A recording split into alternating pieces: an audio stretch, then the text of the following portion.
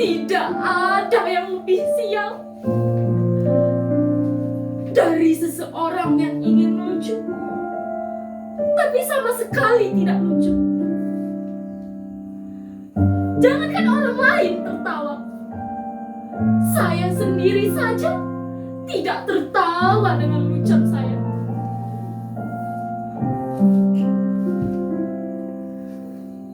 Mungkin kalian menyangka menjadi badut adalah pekerjaan yang paling gampang. Tinggal bertingkah kocak dan semua orang akan tertawa. Tapi bila kalian menjadi saya, kalian akan mengerti bahwa tidak mudah membuat orang lain tertawa. Apalagi ketika kamu sedang tidak ingin tertawa.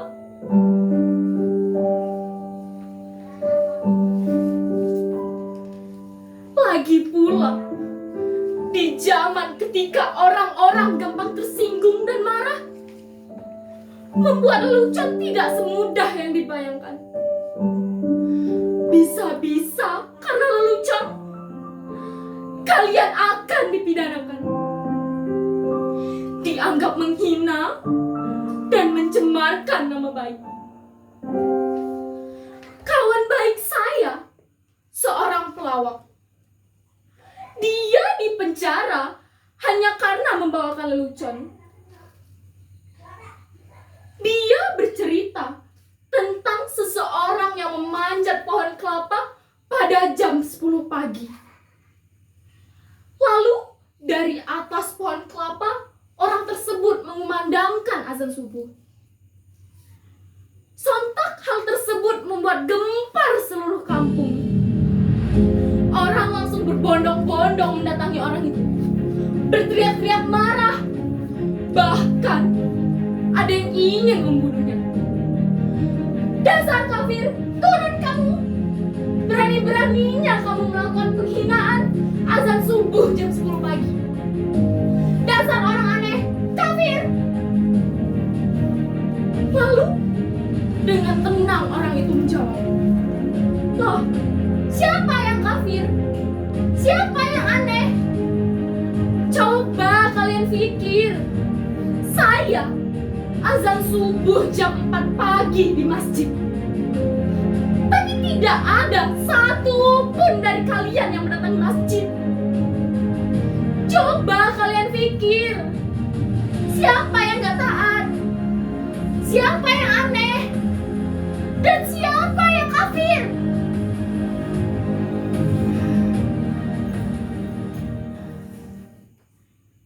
Orang kok gampang mengcover-kafirkan orang. Hanya karena berbeda, bukan berarti bermusuhan. Sekarang, sepertinya orang senang bertengkar ya. Kalau Descartes bilang, aku berpikir, maka aku ada. Tapi orang sekarang seperti bilang, aku bertengkar, maka aku ada. Pertengkaran seperti menjadi komoditi, diperjualbelikan. Bahkan seringkali diberi pembenaran atas nama keyakinan. Ayat-ayat pun digunakan untuk kepentingan kekuasaan. Makanya sekarang itu tidak mudah untuk membuat orang tertawa. Saya menjadi badut, meneruskan ayah saya. ayah saya juga seorang badut. Karena ayah saya badut, saya pun menjadi badut. Sekarang kan sedang ngetren anak meneruskan orang tuanya. Kalau bapaknya presiden, ya anaknya pun pengen jadi presiden. Enggak deh, anaknya nyalon tuh jadi gubernur. Malah ada yang nyalon jadi udah patah. Sudah jangan ngomong ngelantur. Nanti malah saya yang ditangkap. Dulu, kata bapak saya, menjadi badut itu lumayan enak. Penghasilannya lumayan. Dulu, bapak saya sering tuh diundang karena orang-orang masih butuh hiburan. Badut dan pelawak dianggap masih lucu. Tapi sekarang, pelawak saja kalah lucu kok dengan politikus.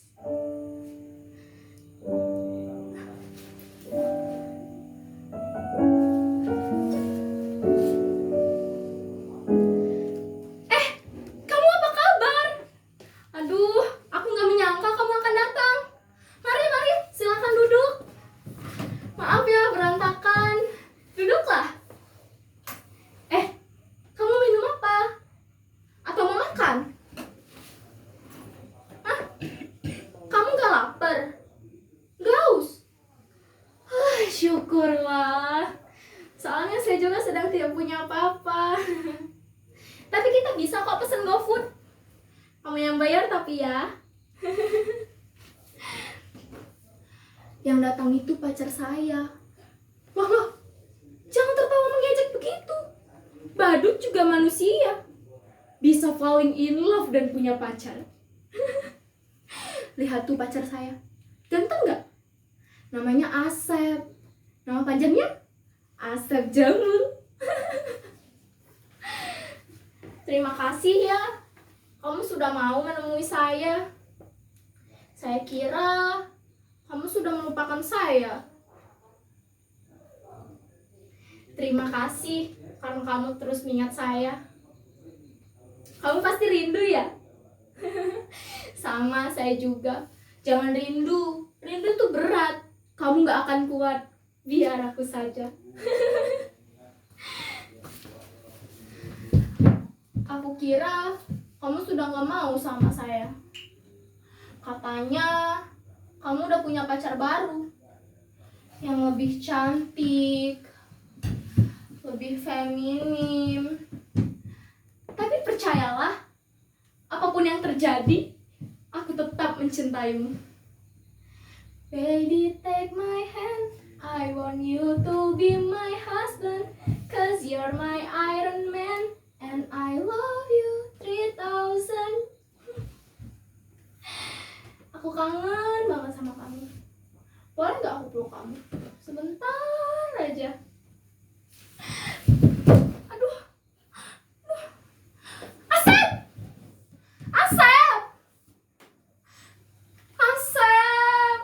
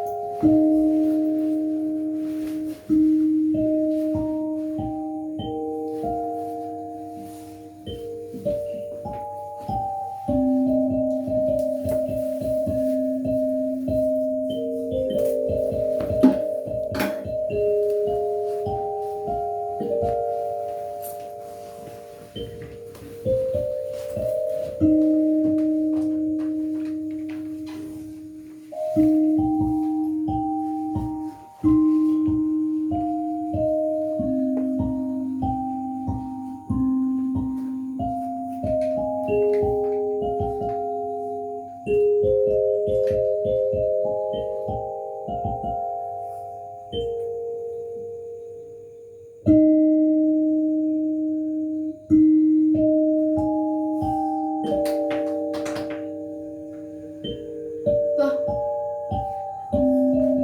kenapa kalian menatap saya seperti itu? Apa ada yang aneh dengan saya? Kan sudah saya katakan, saya ini orang yang sial. Tapi nasib memang benar-benar aneh. Nasib selalu punya kejutan-kejutan yang tidak pernah saya duga. Kalian lihat penampilan saya? Begitu keren dan stylish. Sekarang saya berpakaian bagus. Tapi sesungguhnya saya tetaplah seorang badut. Mau denger cerita nggak? Sini. Suatu hari, saya diundang untuk mengisi acara hiburan pada kampanye partai. Padahal menurut saya, penampilan saya biasa-biasa saja. Sama sekali tidak lucu. Tapi, semua orang yang ada di sana tertawa terpingkal-pingkal. Ketika saya hanya menjentik-jentikkan jari seperti ini, semua orang tertawa.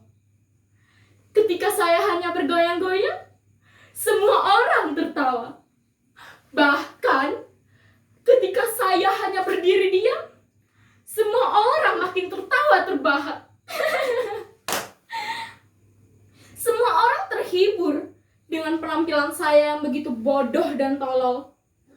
Sungguh, saya tidak pernah merasa setolol itu. Lalu, pemimpin partai tersebut menemui saya, menjabat tangan saya, memuji-muji saya.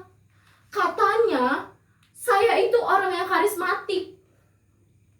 Saya punya bakat untuk disukai banyak orang.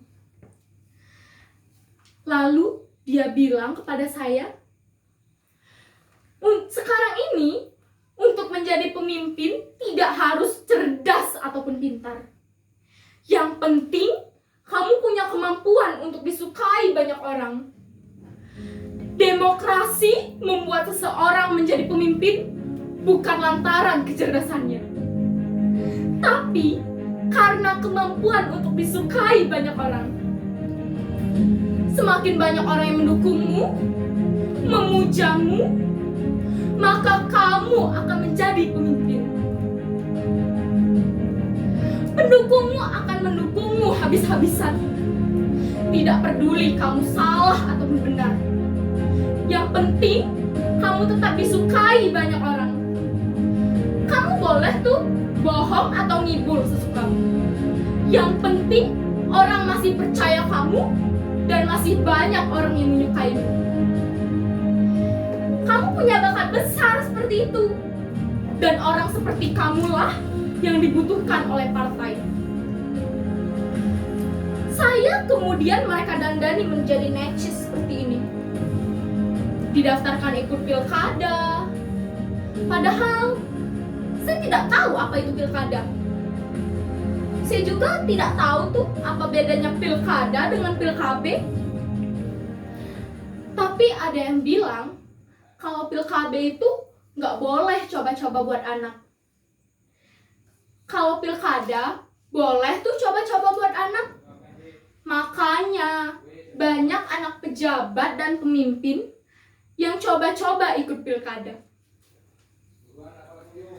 Saya juga tidak mengerti mengapa mereka mendaftarkan saya ikut pilkada.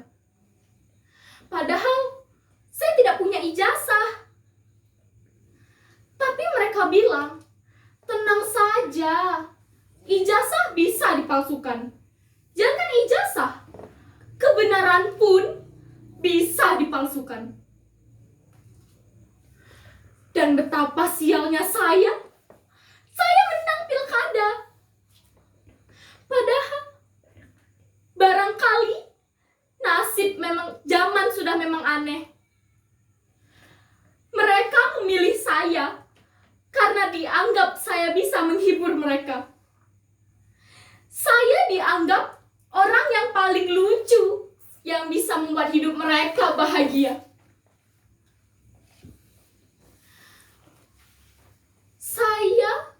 menjadi badut. Tapi saya tidak pernah membuat orang tertawa. Tapi ketika saya menjadi pemimpin, berkali-kali saya membuat orang tertawa. Itulah kenapa saya bilang betapa sialnya nasib saya. Tiba-tiba terdengar suara teriakan orang yang bersorak-sorai penuh pemujaan. Hidup pemimpin kita! Hidup pemimpin kita! Panjang umur pemimpin kita! Hidup pemimpin kita! Hidup pemimpin kita! Lalu sang badut pun menaiki atas meja.